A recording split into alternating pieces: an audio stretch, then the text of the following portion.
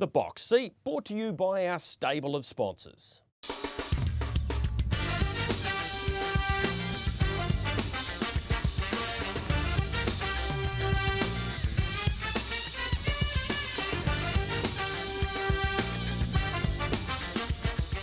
Hi everyone, welcome to this edition, the first of 2024 of Your Box Seat. Yes, brought to you by our stable of sponsors. This show, a New Zealand Bloodstock sales special, has just moi on it. No Michael Guerin. We'll get a chance to say a little bit more than normal, but he will be back next week. Fear not, he will be back for sure. So essentially we'll be going through some of the farms that are preparing the yearlings for this year's sale. We'll also catch up with some of the key players in and around that too. So what can you look forward to on Your Box Seat?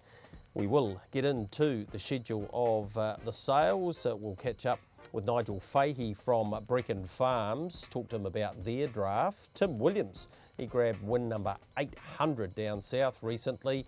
We'll talk to Ashley Stewart, who's the farm manager for Renwick Farms. Peter Lagan, he's been in the sales game for 4 decades. I tapped into a little bit of his knowledge and hopefully he can help you when it comes to selecting your next champion. We'll catch up with now, as we understand it, departing Catherine McDonald from Harness Race New Zealand, get an update from them, and we'll just update you on where the box seat shows are going to roll out throughout the month of February, because there are a few changes there, particularly around sales week. But let's get straight into it. Catch up with the Standardbred manager from New Zealand Bloodstock in Cam Bray and find out what's all the fuss about for the 2024 New Zealand Bloodstock sale. Well, bugger me, it's come round again. Fast too. Yeah, really fast. 2024 National Yearling Sales with New Zealand Bloodstock, of course, and it is a great time of year. It's always a great barometer for the industry, but it's an exciting time. It is. It's one we sort of we spend. Well, it's our big test match of the year. We spend all year sort of working towards it, and then the day after we finish selling them, we sort of start the next journey. You know, so. You just get to Christmas and you think, oh, you know, it's going to be nice to have a couple of days. It doesn't never work out that way, and she's just full bore now right through. All right, you, James, and the team have been out and about and around. How's it been weather-wise for growing yearlings? Pretty good. I go north on Sunday, but from what I've seen down here, you know, places that are historically dry, have got grass up to the, you know, the top wire on the fence. The yearlings look like they've lived in that environment. So it's a great growing year for them. All right, you got about just over 380. Is that slightly down on the last few Slightly, years? But we have selected the sale a wee bit because obviously the change of format. We over-selected the number of boxes on the pray and hope that we do get a few withdrawals, because the last thing anyone wants to see is an empty box and they've had a horse turned away. So it's sort of by design. So yeah, hopefully it all pans out. All right, standout size are there again. Actually, there's a couple. Better's Delight, he's done a reasonable job, and Always Be Mickey, they've both got drafts of 68. Yeah, so Better's probably one of his bigger crops we've had. In the last few years, numbers sort of slid, and obviously the values went up a little bit. So like he averaged, you know, close to 6 figures here a couple of years ago when we had a few of them, a few less of them, sorry. But yeah, Always Be Mickey coming through. We're in a great phase really, because we've now seen a lot of Better's Delight mares going to stud. So we're seeing a lot of different size come through. It's been spread around a little bit more, and I couldn't say to you there's one sort of sire who now stands out head and shoulders above anyone else. Yeah, right. So you got Down by the Seaside. Obviously the Captain Treacherous is a very much sought after. There's still a good number of art majors, a few American Ideals there. So a really good spread of our top size. Let's just have a look at the northern sale and the vendors there. Breckens with 35, Woodlands obviously with a large number. I think they've got 34 or somewhere thereabouts. Alabar with 11. The Hollis Robertson team, gee, their equine Bloodstock has gone up significantly, their stocks, haven't they, in the last few years? Yeah, they do a great job. The boys do a great job. They're probably now the number one when it comes to outside horses. So if someone's looking for, you know, obviously with Breckens and Woodlands, they're just such large numbers, they sort of can't handle many others. They're doing a lot of guys that come into them. They do a fantastic job, as they do with their racehorses. So yeah, it's understandable their draft has increased year on year, because they do such a great job. New season size, just going back to looking at some of the progeny, Better's Wish, who Dexter had such a great affinity when he first went over to the States, has got 10. Bold Eagle's one that interests me, and he's only got 1 in at the Northern Sale, and it makes it, it's out of Congrazia, so it's a half to Congrazia love. Yes, so we've got a total of about 9 new season size, of which I think bloody near 6 of them are trotting stallions. Yep. And yeah, Bold Eagle, so he is the son of Ready Cash, obviously, who now the ill-fated Ready Cash, who if when you go to Europe you say Ready Cash, they'll almost fall to their knees on you. I've seen a few of the ones down here, outstanding types, but like there's some other size there, Classic Connection, Propulsion, 6-pack, he's got one. Six-pack, got one. I seen it yesterday. Lovely horses, and you can really see we're moving towards a real speed model. They're finding them up, they're defining the breed again. So yeah, it's a great time to be in the industry. Yeah, Tall Dark Stranger, I think he's got 4, 1 in at Auckland. He's a son of Better's, so I'm looking forward to seeing them. They're good types, yeah. So I've seen a few of those down south. They are very nice horses. He's a good horse. Like he won the North America Cup, he won the Cane Pace, he won the Meadowlands Pace. So. Yeah, so he's a genuine chance. Like all of them, we've seen such, and we talk about even some of our probably more emerging sides down by the seaside. He's doing an outstanding job. Captain Crunch, again, another great draft by that sire. So we're in a great time to be buying. Let's have a look at some of these Auckland stars, if you like, and I've picked these out rather than you, so we can't get anyone into trouble there, and that's been a challenge at times, isn't it?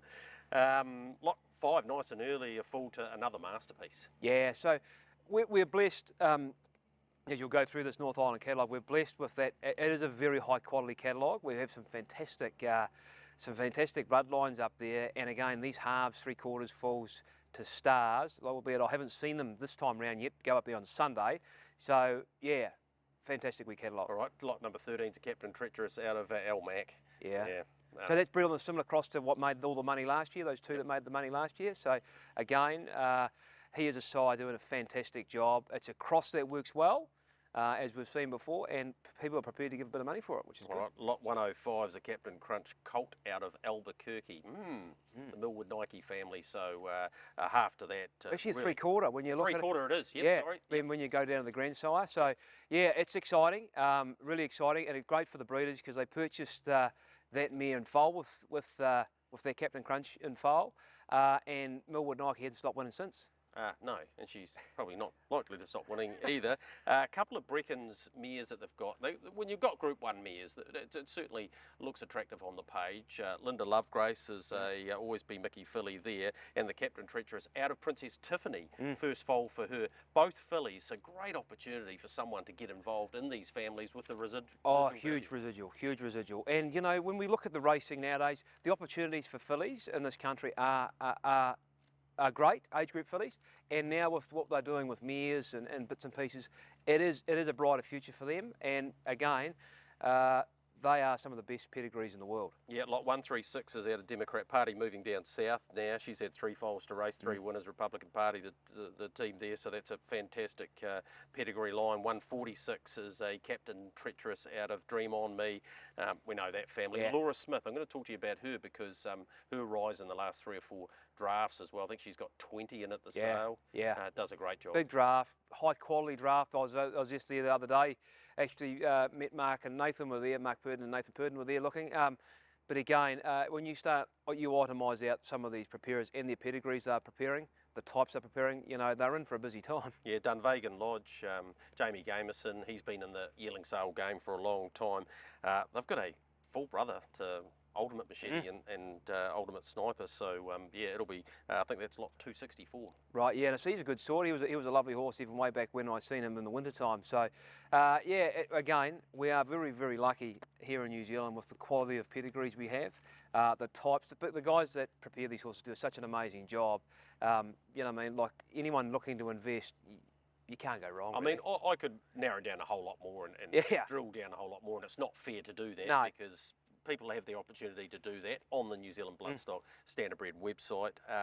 Just on some of the other vendors, there's been a few horses shifted around with the unfortunate situation with Katie Cox. Yeah. So a farm like Rosendale Farm, well, talking to Ken and Anne-Marie not that long ago, they were looking to scale down. It looks like they've scaled up. They've got 19 this year. Yeah, no, Ken's got a skip in his step there, but yeah, they do a fantastic job. Again, they are just, we've seen in the last few years, people like David Shadbolt, who he's wound down, unfortunately with Katie. There's no one new coming on, so look, these guys do a great job, but we're just having to put more horses with less people. Zealand Bloodstock.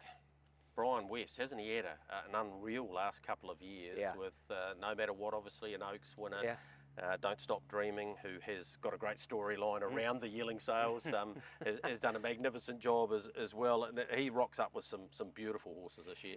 And a great guy who's he's stuck true to his breeding philosophies, he's stuck to that family, and all of a sudden it's just gone bang. Well, he was probably thinking of, I'm going to wind this down. Yeah. But why? No. How can he now? No, well, it's just flying. A lot of his families are flying. Does a great job. And then Vinny now coming on has probably injected a wee bit of enthusiasm into Brian too. Yep, yeah. Definitely. Looking forward to seeing lot 328, the Better's colt, out of the Orange Agent. I think it's her first foal. Yes, it is. I think, yeah. So he's a nice horse too. I've seen him just recently. So again, we could go about this all day. You know, they are. That's right. Just keep ticking the box. Southernbred, Southern Red, they're such a strong brand. Looks like they're coming up here in numbers, the white stables and the like. And obviously the prices every year we see them come up. They tend to go pretty close to the top lot. Yeah, high quality we draft. They have a select draft. They look fantastic. I've just come from down there earlier in the year. The Southernbred stock, they do a great job, and you can see why when you drive through those rolling green hills, you know, with grass up to your knees. They develop so well. It is, as John Stiven will say, it's the Kentucky of the Southern Hemisphere. I've heard him say that a couple of times. And he's not wrong, to be fair, because, geez, they do grow out well down there. Cam, from a sales company's point of view, the major change in the last 12 months has obviously been the introduction of Entain and their injection of not only funds but enthusiasm as well. Is that being reflected in the, I suppose, attitude of people looking to get into yearlings this year? Have you felt that? I do have. One thing I reckon we do need to touch on, what they have injected into this business through all of racing is confidence. And we've gone through a period of time where we probably haven't had a lot of confidence. We've looked at, we've been very inner, we've looked at, you know, things haven't been going well. He's injected, they have injected money, enthusiasm, confidence, a lot of stuff, and when it hits the sale ring, they are all the recipes we need, you know, for a successful sale. I think it's timely because I think in Australia things aren't quite as confident, but I like to think that our buying bench here in New Zealand is going to have a little bit more enthusiasm about it, a little bit more vigour. One thing that we can't hide from, and we never will hide from, we should be shouting it from the rooftops, is how good these horses do perform. When you look at the statistics through Australia, when you get to those open class events, the Kiwi horses put their hands up time and time again. 45% of all Group 1s in Australasia in the last 12 months. So, like, you know, it's proof's in the pudding. Yep, absolutely it is. Okay, people want to get involved, best place to go is standardbred.co.nz. But if they need to talk to any of you guys in there, you in particular, you're accessible all the time. 100%. Numbers are on the website. The team are all there. Just reach out, and we're more than happy to help. You know, if you're travelling from overseas, we're lucky enough to have a hotel on the complex now. So we've had a bit of interest for that too. Yep. So, but yeah, anything. Photos and videos are going up day by day. Yep. Tours start as of Monday in the north, through to Canterbury later in the week after Thoroughbred Sales, later in the month after Thoroughbred Sales, and then we finish with obviously the SBSR tour the week before the sales. So that's a week before the sale, which is late, but I guess you get to see the product. Yeah, exactly. Yeah, so and then obviously we roll then into the Friday night prior to the sales, the Harness Million up at Alexandra Park. So that's another thing that we, as a business, we love. You know, it sort of emulates the Karaka Millions type thing. You win the race, you come back, you buy your next champion the next 2 or 3 days. So yeah, we applaud anyone if they want anything. Head to that website in the first instance, reach out, and we're more than happy. And something a little bit different too this year, the sale, the awards rather, on the Monday night to break things up. So the sale 18th Auckland, people fly down here. They've got something to do on the Monday night leading into the Tuesday, Wednesday sale being 2021. Well, I like the concept because it builds a bit more of it's an event. The whole thing's an event now. We have the Harness Million on the Friday night, the Auckland sale, we come down to Christchurch, we have a bit less of a rush, a little bit more relaxed, an inspection day, the awards, You can go win 2-year-old of the year. Yep. Turn up, you can buy the next one. So big thank you to Cam Bray for talking to us around about the yearling sales and what it all involved. But let's have a look at the actual details for you. The first day, of course, is Karaka on the Sunday, the 18th of February. You can peruse the sale candidates on the Saturday, should you wish to do so. Then it shifts south. On the 19th, we have the New Zealand Bloodstock annual awards, so in a new place on the Monday night, and the sale on the 20th and 21st being the Tuesday and Wednesday out of Agricultural Park in Christchurch. Live stream will be on the New Zealand Bloodstock Standardbred website and Facebook page. Go to nzstandardbred.co.nz, you'll get all the details there and all of the details around the sales, including who to contact, etc. So there's a lot happening in and around the build-up towards the sales, so we've taken the opportunity to catch up with a couple of the farms. Great supporters of the show they are. Let's hear from Nigel Fahey from Bricken Farms. Very kindly joined by Nigel Fahey from Bricken Farms. Nigel, you've done a handful of these now, so I suppose things have evolved quite a lot. You would have learned a lot in that time. Yeah, g'day Greg. Thanks for having me. Yeah, this will be my fifth sales for Bricken Farms coming up. Back before here, I was at Alabar, and we generally, well, we're all weanling sales at that point in time. But yeah, definitely learned a fair bit over the last few years in regards to just sort of making sure, trying to peak them basically at the right time. But yeah, like we've got a really good crew here, and we all work in well together. And it is a bit of a juggling act at this time of year. With we just finished foaling at the start of the month, and also breeding mares and getting yearlings ready for the sales. There's a few horses coming and going, but yeah, it's all working out pretty well. Yeah, it's an interesting take on it, isn't it? It's almost like a trainer trying to prepare for a major race. You mentioned the word peaking and getting the horses to look their absolute best. So there's a few techniques you would have picked up over the years. Oh yeah, and just simple things like I've said before, we give them like a week and a half, 2 weeks break at Christmas, New Year, just to sort of let their minds refresh a bit. And it is, you can sort of see when they come back after a Christmas break that they're really, like, they're sort of half keen to get back into the groove of things and stuff like that, and sort of, yeah, it just keeps them a little bit fresher. And yeah, like they seem to develop a lot in those 2 weeks as well, just sort of mentally, and then they start to physically develop sort of towards the end of this month. So we've got our yearling parade next week, but yeah, like they're probably still not quite the finished product then, but hopefully they are come middle of February.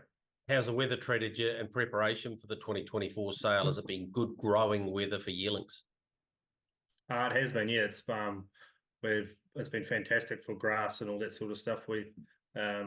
Yeah, we've had constant rain every couple of weeks or so that's generally good. And like they don't need a lot of feed at the moment, but yeah, they're doing pretty well, to be fair. All right, you've got a draft. You've had one withdrawal of about 35, a split evenly, or pretty close to evenly, with colts and fillies. To your eye, are you happy with where they're at? Yeah, pretty happy. We generally weigh them just to get a line on them throughout the year, and I sort of keep a record of what they were in previous years, and it's pretty much on par with other years. There's a few that need a little bit extra and whatnot, but as a rule, they're pretty much in line with other years, and yeah, they're pretty happy with how they're condition advised and whatnot. All right, you got 9 trotters there. 5 of those are by What the Hill. Couple of tactical landings, creatine, muscle factor, and a Father Patrick. So a good spread there. But the What the Hills have really come to the fore. Love Me Too is obviously a good example of that. Yeah, that's right. Obviously, Love Me Too winning the Great Northern Derby off the farm here, and also went over to Aussie and sort of he went pretty good over there for the Victoria Derby heats, and just failed a bit in the final. But he's sort of been the flagship for What the Hill basically in this part of the world. But yeah, we've been pretty good supporters of him. He's a sort of young, fresh semen sire, which is always beneficial for a few mares that are sort of getting a bit old or like don't really hit to frozen too well. But no, we're pleased with the progeny he's leaving for us, that's for sure. the betters. I think there's 5 of those, 7 by Captain Treacherous, and 10 Mickeys there. Always be Mickey, who continues to do a very good job. So, yeah, you've got a really nice spread. What's the interest been like for you? And I know the tour's about to happen, but how does it feel? Does it feel pretty buoyant, and the involvement of Entain and the TAB and some of those stake levels going up can only help the situation, one would imagine? Oh, 100%. What Entain and the TAB have done is definitely going to, I think it's going to have a positive input towards the sales next month. But we've had a fair bit of interest, and just talking to our marketing lady, she said that the RSVPs for the parade next week are a bit higher than they have been in previous years. So, and a lot of people don't actually RSVP. They sort of just rock up on the day, a few locals and stuff. So, I'd imagine we'd have sort of 50 or 60 here next week. So, hopefully all going well. Nigel, talk me through the process of the last few days and getting the horses to Karaka, and how many staff are involved. And I guess it becomes a little bit military-like because you've done it a few times now, but it's such an important part to get them there in one piece. Yeah. It's a big team effort, really. Generally, when we go up on the Thursday, leave here about lunchtime. But Majestics, they float all their horses, and they're basically just waiting at the front gate, and they just keep in one after the other. And I'll shoot up early in the morning and get all the boxes and that prepared with a couple of workers here. And someone usually travels with the horses in the cab of the float, just to make sure that there's no dramas on the way up. But with that new motorway up to Auckland now, she's pretty straightforward, and there's not a lot of twisting and turning. But we sort of make sure they make them as happy as possible and let them settle in, get them used to their surroundings, and always have a bit of a feed in their box so that they when they get there, they're sort of it's normal to them. Like they just sort of they figure it out pretty quickly. And there's always one or two that play up and do a few things wrong, but it's just a matter of just making them happy and comfortable and going from there. You hit the ground running straight away. Lot number 1, what the hell, at a dead cat bounce, the Buster Hanover family. So, there'll be no lull or calm before the storm. You're straight into it. Yeah, I think we've basically got nearly a third or a quarter of the sale. So every third or fourth lot we're going through the ring. So it's basically like a factory line for the parade, for the sale day. I've got it all worked out pretty well, but we'll be right into it right from the get-go. Nigel, how does the allocation of handlers go? Is there a divvy up amongst the staff? Do you decide? How does that all sort of work? I leave it up to Philly, our yearling manager. She's like, we've done it a few times now, and we do get a couple of ring-ins from a couple of friends of mine and other people from around their way that have more so involved with the thoroughbreds, but they quite enjoy the yearling standardbred sale. Actually, it's sort of a little bit less stress. Enjoy the Bricken hospitality, so to speak, after the sales or the night before the sales. But no, they've been sort of working for us for 3 or 4 years just for a couple of days there, and often they do a lot of the leading through the ring. But the girls that are here on the farm, they're more than capable, and we'll do a lot of parading between now and then, and also at the sales as well. So yeah, it's all a big team effort, and everyone understands it. It's a high pressure day. One question I would like to ask you is around the passed in lots, and how does that sort of work? So a horse goes through the sale ring, doesn't meet the reserve, then there's a bit of negotiation. Are you involved in that part of it? Is it purely Ken and Karen? How does that work? Oh, it's a bit of another team effort. Basically, we set reserves prior to the sale. We'll sit down with NZB on the morning of the sale, and Ken and Karen basically set the reserves with a bit of input from myself. And but yeah, like everything we send there is 100% for sale. If it doesn't reach a particular reserve, then we're more than happy to take a few home. We took a couple of Captain Treacherous filly home last year, and Always Be Mickey filly, and a couple of trotting fillies. So they're always going to have a room on the farm for a quality bred a filly moving forward that could end up in the broodmare band. So while everything will be there, there'll be a few that have some reserve on them, especially a couple of Ken's favourites. He doesn't like giving them away, but I know, like, yeah, everything there's 100% for sale, that's for sure. Yeah, well, that's absolutely part of the brand. I know that, as do the buyers out there. You've got some unreal stock. The Group 1 performers, Al Mack, Linda Lovegrace, Party On. You even got first filly by Captain Treacherous out of Princess Tiffany for the Whitelock. So there's some expensive bloodstock not too far from where you're sitting now. Yeah, no, it is. It seems it's sort of probably worn off a little bit. Like when I first moved to Bricken Farms, there was like every paddock you went into, there's a Group 1 winner or a Group 1 producer, and it was a bit sort of daunting for a wee while there. But you sort of just treat them like any other horse, whether they be a Group 1 winner or an unraced mare. They're all got their place in the sale and whatnot. But yeah, we do have some nice quality lots this year, especially like you said, the Princess Tiffany filly and the Elmac Colt, and a couple of captains that are pretty tidy. All right, looking forward to going through some of these lots now. Really appreciate your insight and wish you well in the next few weeks. It's a challenging time, but you're well experienced in it now, and Bricken Bloodstock are an established brand that is so sought after. So all the best to you. Thank you very much, Greg. Big thank you to Nigel Fahey. He and his staff have got a big task, haven't they? 35 yearlings, but they're well versed in getting them up to Karaka, looking at their absolute best. And over the next couple of shows here, we will profile some of their key lots so that you can get an insight into what we're thinking around some of the Bricken Farms team. As we go to our first break, let's congratulate, well, a couple of people. Sam Thornley got past 100 wins just the other day too, but Tim Williams did the business down south, getting to 800 wins. He's racked up over 18 Group 1 wins, so he certainly is an outstanding horseman. Here he is winning with Artie B. Mickey going past 800. And Artie B. Mickey's too quick.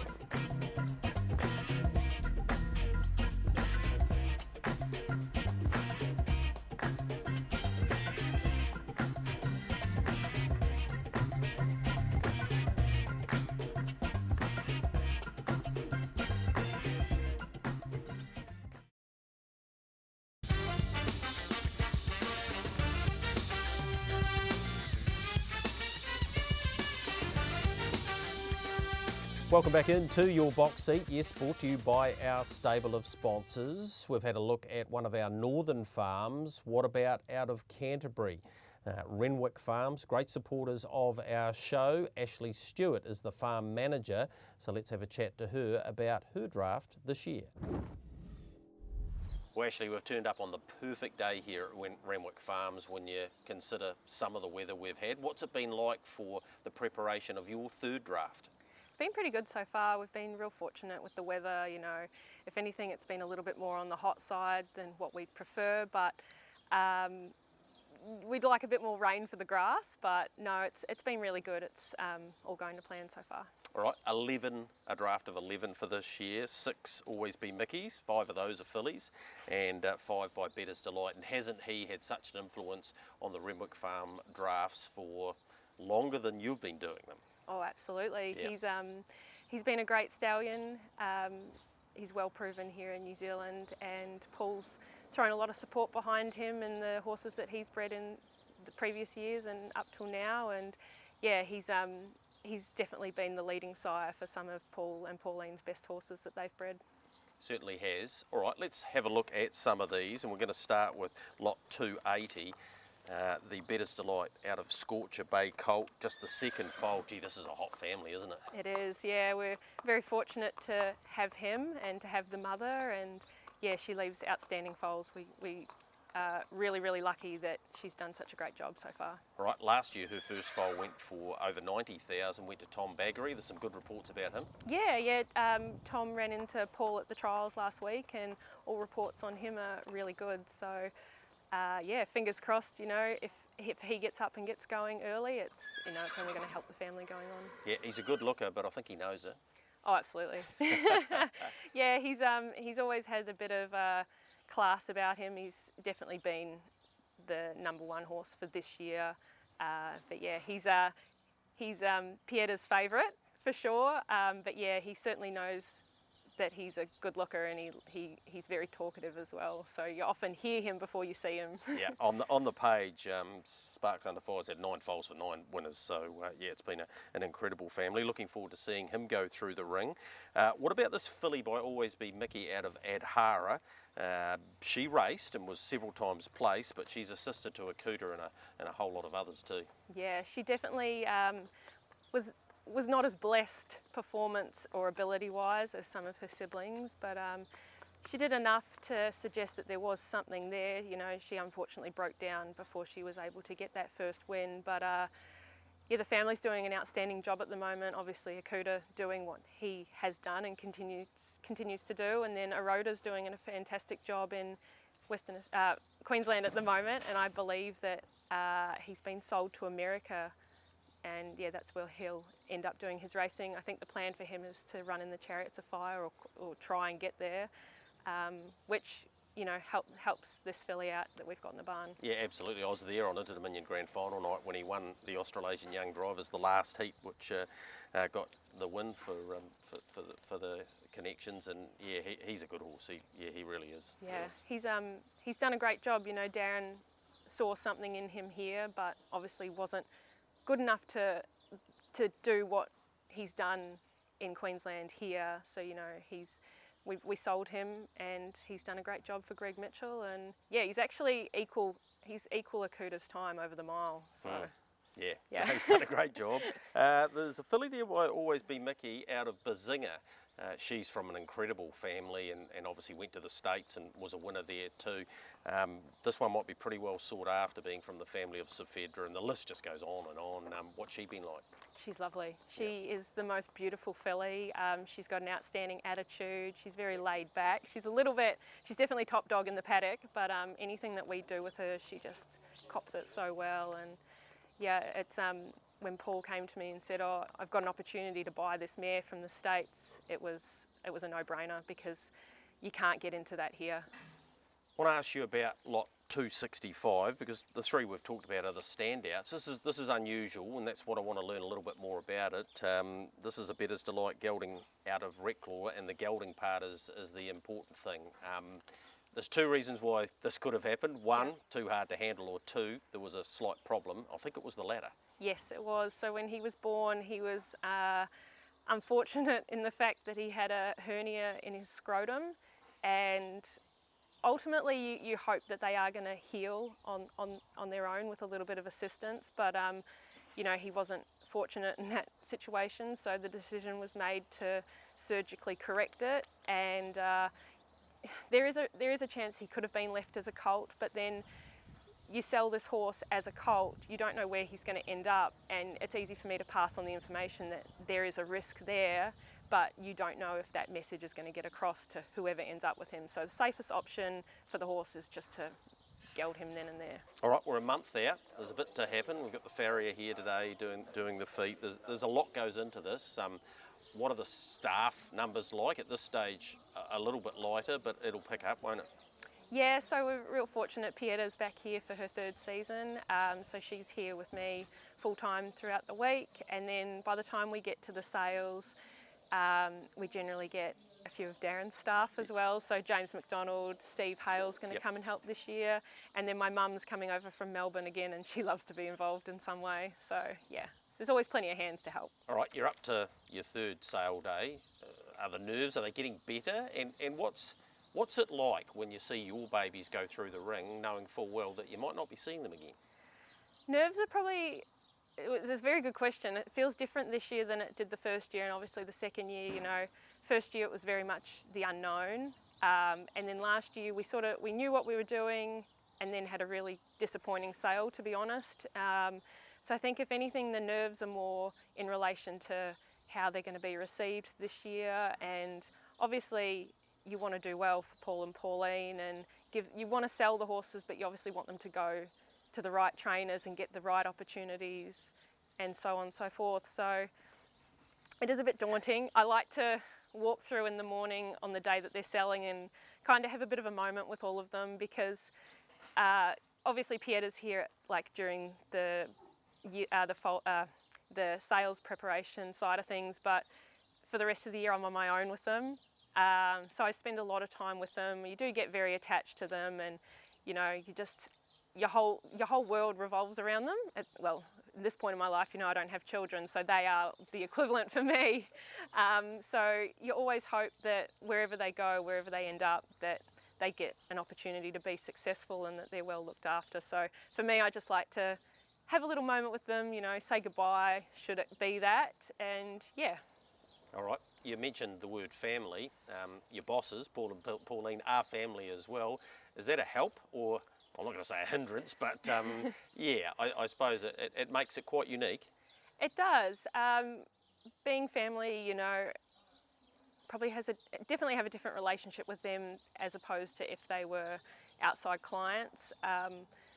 They're so relaxed in the whole thing anyway. So no, it is really good. But I think more just you don't want to let them down. You know, obviously they invest a lot of money in not only the horses but the property and myself. So you want to do a good job for them, and at least when it comes to Christmas or birthdays, that they can't hold it against you.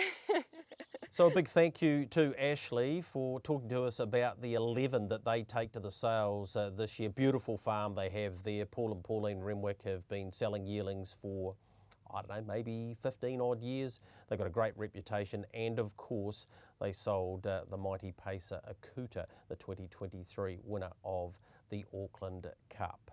All right, moving along, if you were thinking, I don't know too much about buying yearlings, what are some of the intricacies that you need to know to find yourself a superstar for the racetrack? Well, Peter Lagan's been doing this for a long time. He's been in the standardbred industry since he basically left school, so I sat down to have a chat to him about that, but also to get some tips about how to find a superstar.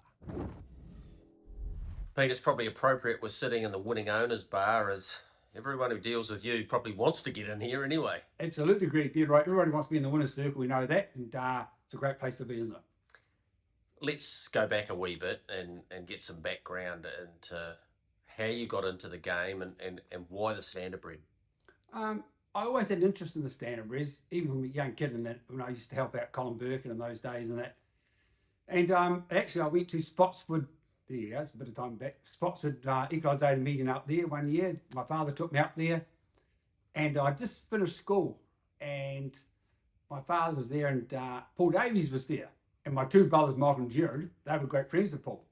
And Dad said to me, "Would we ever have a position like, you know, for Peter?" He said, "Come the right day." He said, "Come and see me on Monday." I think 2 weeks later, I started the job. So was that Wrightson's? Wrightson's, mate, just over the back of Benton Raceway on Princess Street. Yep. Back in those days. Yep. So Wrightson's, and then that evolved into PGG. PGG Wrightson's. Yep. How long were you with them? In the whole time, 45 years. Yeah. Incredible, eh? Was. So the yearling sales side of the business, when did that sort of kick in? Yeah, well, no, right from the start. Right. Right from the start, because then when I started Wrightson's, they were running the sales. Yes. Peter Rennell was doing the pedigrees in those days. Oh, yeah. Yep. He'd just resigned and gone to work for George Aiken. Right. In those days, opposition. So I got a job as a junior in the pedigrees, and had another fella start, Bill Foote. So that's where I started with that, and that was in 76. You must have done things differently then. No computers, so she was all by hand, I'm thinking. All by hand. It was unbelievable. Geez, you look at it and how the hell did you do that? So what did you have, a card for each horse? Had a card, and the horse would race each week, and you wrote a card around third at Rangora at the time. It was, just unbelievable. But yeah, in those days, you did 1,600 pedigrees for a yearling sale catalogue. Yeah, unreal, eh? And all by hand. But then you decided that you want to have time for a change. Time for a change, and, right. And you'd have a crack on your own. So essentially, you're a bloodstock agent of your own right. Yeah, right. Yep. Yeah. I'm doing that for 4.5 years now, so love it. You seem to love it. You seem to be in a happy place. I love it. Absolutely. All right, let's talk about the sales process. When does it begin for you? Now, obviously, you've got a large clientele and a number that use you exclusively, but let's talk about the process around selecting yearlings. When does it start for you? Doing this job now, you don't get, because I'm not in the mix with NZB there now, of course you don't know what's in the sale. Right. So you got to wait for the catalogue to come out. And it just starts from now, Greg. Yep. I'm looking at yearlings already now and that, and it just carries on up to sales. Yep. And in the old days, I used to look at them in August when they got selections done. Then look at them again in January. So you had 2 shots at it. But now you don't know what's in the sale, so you look at them now. Right. Yeah. Okay. So what's the first thing you look for? What's the most important thing? I'm going to try and get some of your secrets. I know I'm not going to get them all, but is it page, obviously pedigree wise, price, or the article? What's number one for you?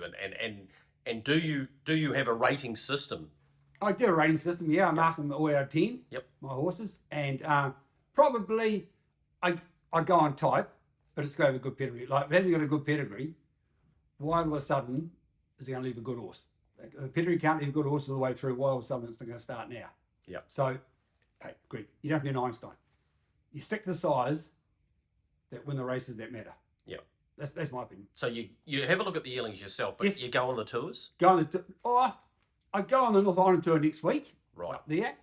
I go on the Southland tour, but round here I don't, because I just find the tours are good. Don't get me wrong, they're great, but you rush for time. So like I just go like look at everyone down here in my own time and that, not rush for anything, and take all my notes and that. So the ones at Auckland that I'll get a certain bunch that I'm really keen on, and I'll concentrate on them. So you were telling me you have sort of 5 key clients, if you like, Yep. or 5 Yep. that Yep. you exclusively Yep. do it for. Yep. So they get all the same set of numbers. All the same. Yep. Yep. You're right. Correct. You're Well, right. it's the only way to do it, isn't Oh it? yeah, you got to be fair to everybody. So they ask you for information, so you just give it all to them. So then from there, they have a look at it and they come back to you and say, hey, I've got a budget of X. X dollars. You're right. And Good. it can get a wee bit tricky if they want to buy the same one. But hey, If you're up front with them. out front, yeah, Yeah. right. You work it out. Yeah. Yeah. And I know you bought horses for the Gemellis, for example, for WA, Amelia Rosati. I'm not going to name them Yeah. all because Yeah. that's not unfair. That's Yeah. not fair to them either. But do you get stressed at all when it comes to buying them, or is it not your money? So not that it doesn't matter, but yeah. No, I think if you do your homework, you're pretty relaxed because you've done the work on it. Now, it doesn't mean it's going to be a good horse, but you've done all you can.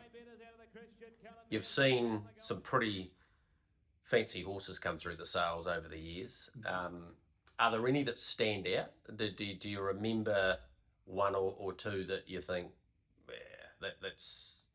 One's always stuck in my mind, always has. I went out to those days, Templeton, Dennis Moore. He had a filly there by Cullen. And Dennis let it up and it got away from him on the lead. Took off down the paddock, stopped, turned around, snored and looked at and said, look at me, and just paced out back towards you. I wrote in my catalogue, good one for a cheapie. Yeah. I think it made 6 or 7 or 8,000 9 mainland banner. Right. So like, you just remember those sort of ones, like, you know. Who's been a big influence on you around, and who do you listen to? Because there's so many people with theories, and we've both seen it. Owners go along, start looking at their legs, looking at the way they move, all that sort of thing. Who do you glean, or who have you gleaned the most information out of, and that shaped you the way that you select them? I think probably, even though he keeps a lot to himself, Mark Purdon, like he's the best. He is the best at selecting horses. His strike rate is unbelievable. But as Mark once said to me, I said to him once when doing my job, I said, why you don't buy many by unproven size? He said, Peter, I think I'll just stick to the proven ones and let the other people prove them. And that's, and hey, buying them now for people, I'm the same. How important is the price? And some of your clients are significant players, so a lot of the time it doesn't really matter. But how important is it to you? Some of the people just won't buy them, and the price is irrelevant, and that's why I buy them. I do say to people, other clients, you don't want to be paying overs for this. It's a nice horse, they're not going to pay overs.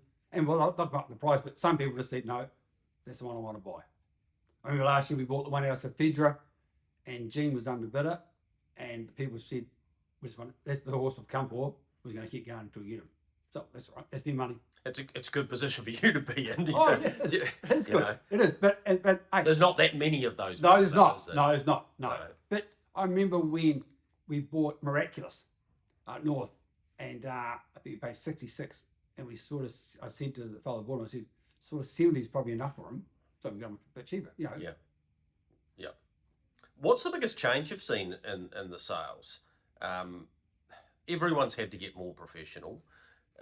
the quality of the preparation, I know you're probably going to suggest that that's gone from the 80s through to now. It's just, it's next You level. look back at those days. It's next level, isn't it? You used to go around looking at people. And you'd go at people's drives, and you drive and think, this is a waste of time. These people haven't changed. They're never going to change, and the horse will be average. And it is. You go to other people's places and think, geez, those are some nice stock. And that never changed. They did them great every year. People, back in those days, there were a lot of people, there were only 3 or 4 real professionals. And a lot of sort of just people did their own in that. But it's changed now on that. They've got a lot more professional now. Yeah. Because they've had to keep up. They don't keep up, the good ones get left behind. And technology's played a big part, and even the way that horses are photographed or videoed. Oh, it's good. Don't get me wrong, photographs and video, it's good to look at, a good look at. But I'm telling you now, in the flesh you can't beat. Yeah, you got to trust your eye, don't you? Oh, you do. You just got to look at the horse. What's the market like? Pretty good, I think. Yeah, I think yearlings, every year doing that job, run the sales, we used to say, oh, geez, I hope people turn up and buy these things. But every year they do. And like, you turn over 12, 13 million in that. Like, you think, where does it come from? But they do every year. Yeah. And I still, it's like, the good ones will sell well, and the rest will be hard to sell.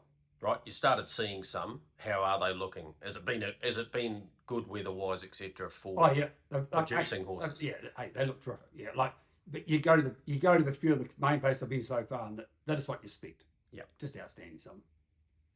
The involvement and the biggest change in New Zealand racing has been Intane's involvement from about June last year. Therefore, stake levels have gone up. They probably haven't gone to a level that everyone wants them to, but I tell you what, they're a heck of a lot better than what they were. That's got to encourage people. Oh, it does. And if you have it, you know as well as I do, the money's in those young ones. Now, those stables, if they can't have those young ones, they're not going to survive. So they've got to find buyers for them.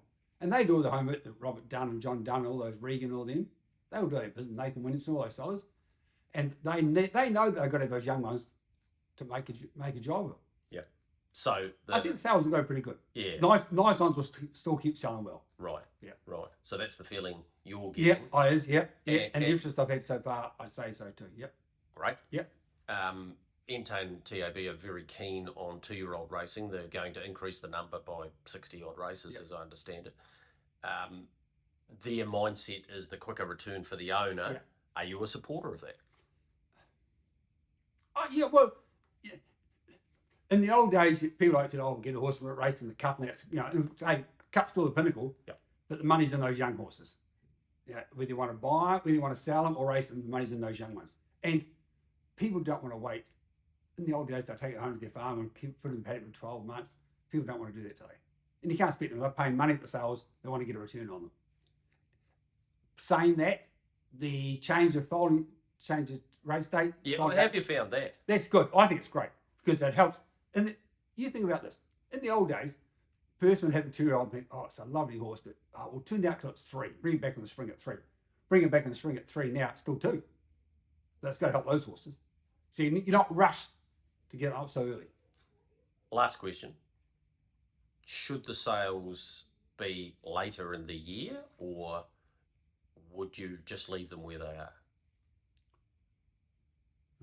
Rightio then. You're not going to win this argument because the buyer will probably want it later because he hasn't had to buy the horse so soon, not outlay the money. The person selling the horse, he wants to sell and get his return. I think probably in Christchurch here, you go back to March or something like that, or late March, early April, like those Southern horses will have the winter coats on them. No, I don't think that's a good idea. Hey, if it's not broken, why change it?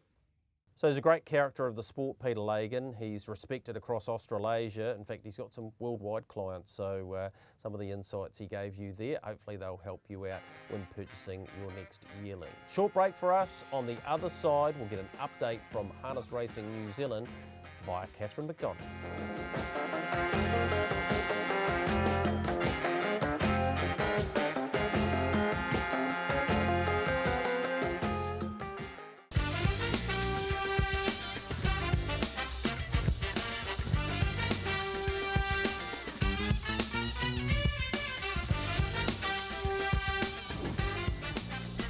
it's appropriate, Catherine, we're sitting here in the sun, given the sun has been baking our racecourses for the last month. How great's it been? Oh, it's been wonderful. We've had some amazing turnouts on course. You know, from Omakau to Nelson last week. Nelson last Sunday, they had to open up the infield because their car park got full. Yeah. You know, just great turnovers, huge numbers of people turning up, banks, everywhere, just fantastic. If we go back to pre-Christmas and the very successful Invercargill Cup meeting, I had a look through some of the figures. I think they did about 1.5 billion. That sort of set the tone almost, didn't it? It did set the tone. It was really exciting, and it shows the power of moving a race day from a Saturday to a Friday, because the previous year they did about 980,000 and it went over to 1.5 million plus. Yep. But it just set the right spirit and the right tone for the next 2 to 3 weeks of racing, and it's just carried on. Even Winton last week on a Thursday night on its own did close to $1 million, so it was fantastic. Just on that, I suppose sitting here at Addington Raceway and thinking about a race meeting like the Grand Prix, the wash up from that and the likelihood that it is retained A at that time of year or B on a Sunday, is there a chance that that could become a Friday night meeting as well? Well, absolutely, because we originally put it as a Friday night and the TAB shifted it to the Sunday, which it's raced on for 2 years. Both the club and harness racing would like it back on the Friday night. I expected that to come out in the draft dates calendar. It didn't, but I think there's still the opportunity for that to happen. On a Friday night, it would be hugely successful. Place would be humming because there'd be more people. It just seems the right place to have it. Speaking of new dates, you guys have obviously come out and announced that with Entane TAB, they are very keen to have some more product, and they're talking about a Tuesday type of product. What's the, I suppose, timeline for that and the mindset around it? And there's a bit to work through here, isn't there? There is a lot to work through because it's a draft calendar that's out there. So a lot of people think that it's done and dusted. It's not. The TAB, any of the ones in the calendar with brackets around them are draft. That's what they can service, not what they're necessarily expecting in the first year. Right. So we have to work out the return to harness racing, because it's important that harness racing gets a return from those meetings and that they're not just loss leaders, but it's still important also that we have racing, particularly in the North Island, extra opportunities up there, but we have to take into account costs, the cost of stakes, the cost of race day officials. Do we have race day officials that are available at that time of week? St John Ambulance we have on course, the cost of the horse ambulance on course, the vets, the RIB, all those sorts of costs. Who pays for it? Yep. So there is no additional money, so the funding has to come from Harness Racing New Zealand in some form. So who do you pay, who pays for it, and how often do you do it? Is it something you build that they can, people start taking advantage of and more horses then come to the race meetings, or do you put it all out the first year? There's a lot to work through. There is. Also, one of the great challenges surely would be in the North Island. We struggle with numbers for the race meetings we have at the moment, adding additional dates, albeit for what I can see as a lesser class of horse, would still be a heck of a challenge. It's a huge challenge, particularly in the north. In the Canterbury area, there's a lot more horses, so over 50% of the harness racing population is in the Canterbury area, so that's easier to sustain. Up north, it really would be a change in trainers' mindsets. So instead of going to the trials, going to the races for a lesser stake, so that might give a better return to the owner.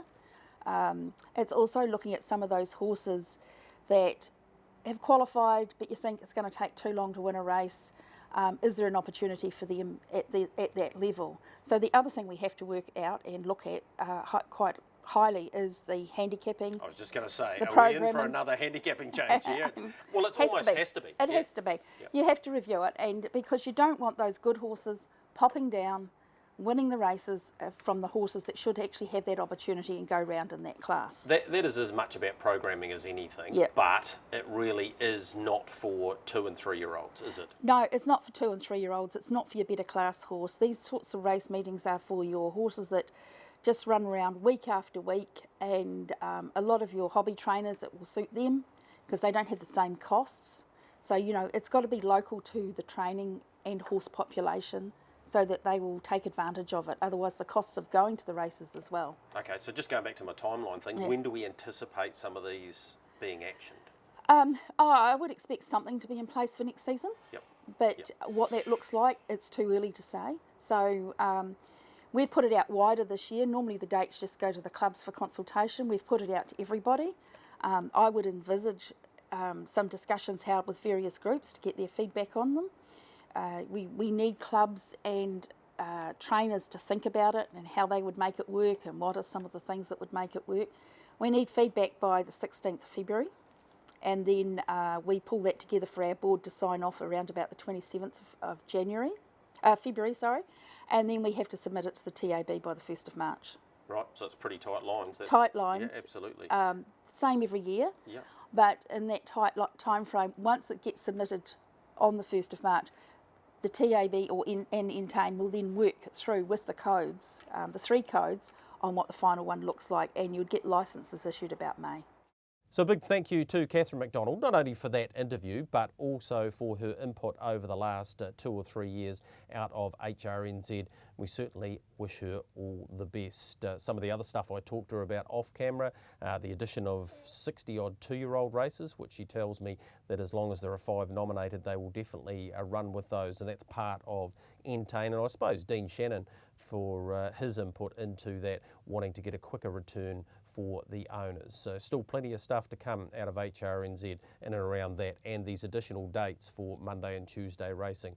So there's a few submissions of that still to come in there. Don't forget, this week it is Hunter Cup week. Don't Stop Dreaming will be there. Leap to Fame, Better Eclipse, going to be a deep race. They've got the Great Southern Star, which should be another terrific contest, but Just Believe looks a standout there, and the Bonanza. Next week on the show, we'll have a full preview of the Group 1 Fahey Fence Hire Breeder Stakes out of Addington Raceway, and obviously we'll wrap up all things out of Melton from the Saturday night. First show back, hope you've enjoyed it. A more consistent run of shows. Just on those, the next couple will be out as per normal YouTube Tuesday night, play out Wednesday morning on Trackside, but the Thursday of Sales Week will delay the show until then, so it'll be out on YouTube Thursday afternoon, so that'll be the 22nd of February, and then we'll roll that out back to normal the following week. So that's been the first show. Hope you've enjoyed it. I'll catch you in 7 days.